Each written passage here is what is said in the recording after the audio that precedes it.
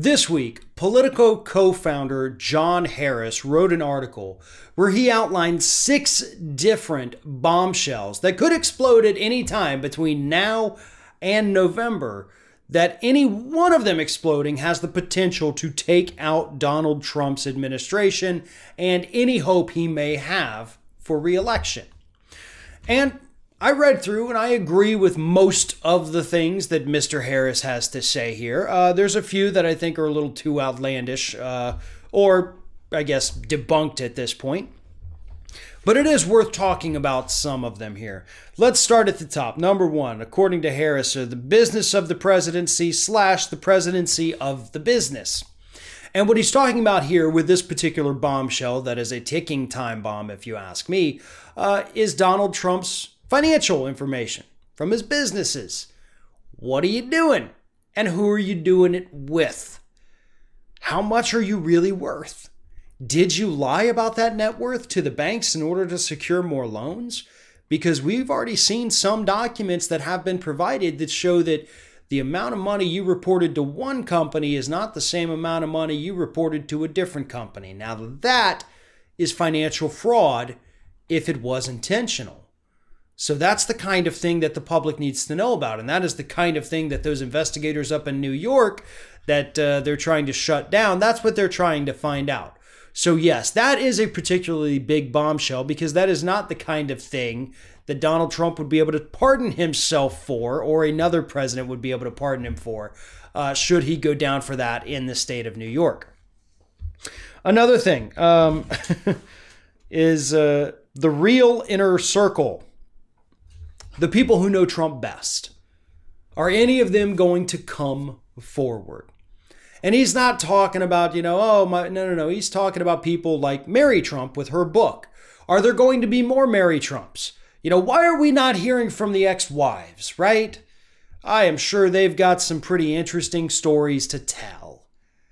But I'm also sure they've all had to sign non-disclosure agreements, and they don't want to lose those very, very nice settlements they got from those divorces.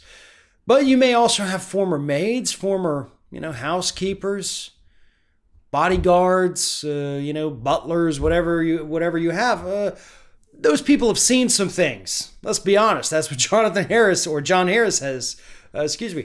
They've seen things. They've probably walked in on things and they know a lot.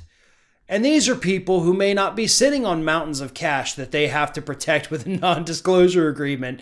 So at this point, may be worthwhile for them to go ahead and come out. And I think that's what Mr. Harris is trying to coax them to do. Like, hey, come on. I'm sure plenty of people would chip in money if there was a lawsuit and these people had to pay Trump something. Bombshell number 4, when the documents speak. Now, that's a big one too, obviously. Donald Trump has been trying to hide lots of different documents. Whether it's his financial records, whether it's his tax returns, whether it's the business taxes and finances, all of it, this man is fighting tooth and nail all the way up to the Supreme Court to keep this stuff hidden. But there's other ones that Harris also hasn't mentioned. His college transcripts. Where are those? Literally every part about this man's life that wasn't in the public, he is making sure never gets seen by the public. And that's not an accident. It's not because Trump's a very private individual. No, he's a very public individual who's done some very bad things privately that he doesn't want us all to know about, and that's why he's hiding these things. He doesn't want us to think that he's not the man that he's built himself up to be in his head. We know he's not, but he doesn't know that we know he's not. He can't accept that we know that he is not. If he would accept it, maybe he'd say, oh, screw it. Yeah, here's my grades. I made D's and C's. Yeah, whatever. What are you going to do? I'm president now. It doesn't matter. Because honestly, folks, it doesn't matter. It really, really, truly doesn't matter what those college transcripts say. But it would be fun to see them, wouldn't it? Another one, it says, what is the real state of Trump's health? Now, that's a good question, too. We still don't know.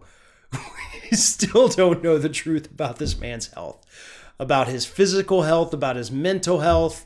Reports came out earlier this week that he is obsessed with trying to convince people that he's totally mentally stable and that he aced that cognitive test they gave him back in 2018. totally could name all of the animals that they showed him pictures of. He could repeat those 5 words for the Montreal Cognitive Assessment, which is what he took. It's a very basic test, and he said they were floored with how great I did. Well, that's awesome, man. That's really super great for you. But that was also 2 years ago. Probably time for another one.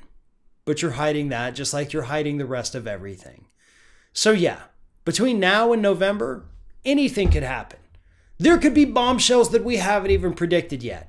There could be more stories about Donald Trump coming out and asking other countries to interfere in our election, just like John Bolton's book alleges happened. We never know. We might know. Maybe we'll get a good October surprise. Or maybe we shouldn't have to rely on some kind of, fate to intervene and say, hey, Donald Trump used to kick puppies as his hobby. No. Maybe we should try to come up with good policy on the left, sell it to the American public, and have them choose that in November instead of saying, well, I can't vote for Trump because of scandal X, Y, or Z. No. Let's give them something to vote for instead of something to vote against.